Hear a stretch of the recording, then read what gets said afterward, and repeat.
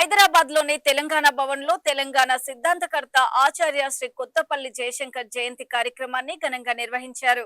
ఈ సందర్భంగా ఆయన చిత్రపటానికి పూలమాలలు వేసి నాయకులు, పార్టీ శ్రేణులు ఘన నివాళులర్పించారు. తెలంగాణ రాష్ట్ర సాధనలో ఆచార్య జయశంకర్ చేసిన సేవలను స్మరించుకుంటూ ఆయన ఆశయాలను కొనసాగించాల్సిన అవసరం నాయకులు ప్రస్తావించారు. కార్యక్రమంలో బీఆర్ఎస్ నాయకులు, ప్రజాప్రతినిధులు, కార్యకర్తలు పెద్ద సంఖ్యలో పాల్గొన్నారు.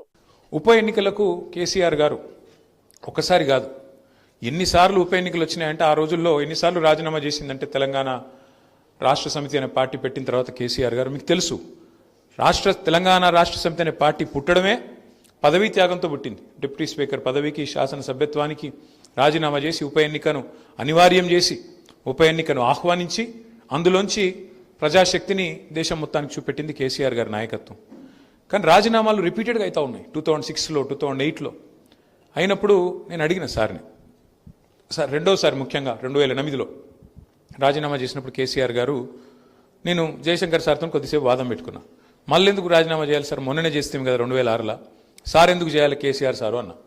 అంటే ఆయన గొప్ప మాట అన్నాడు, గుర్తుపెట్టుకో రాము, ఉద్యమానికి 3 పార్శ్వాలు ఉంటాయి.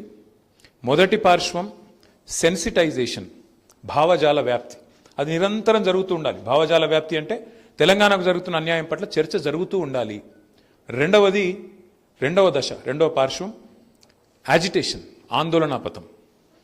ఎప్పుడు సందర్భం వస్తే ఎప్పుడైనా, ఇప్పుడు ఉదాహరణ కిందాక పెద్దలు చెప్పినట్టు నిరంజన్ రెడ్డి గారు, నాగార్జున సాగర్ ఎడమ కాలువ మీదనేమో లిఫ్టులు మన రైతులు మెయింటైన్ చేయాలి, కుడి కాలువ మీద మాత్రం ప్రభుత్వం మెయింటైన్ చేయాల్సి వస్తుంది అన్నప్పుడు కోదాడ నుంచి హాలియా దాకా ఆ రోజు కేసీఆర్ గారు పాదయాత్ర చేయడం జరిగింది.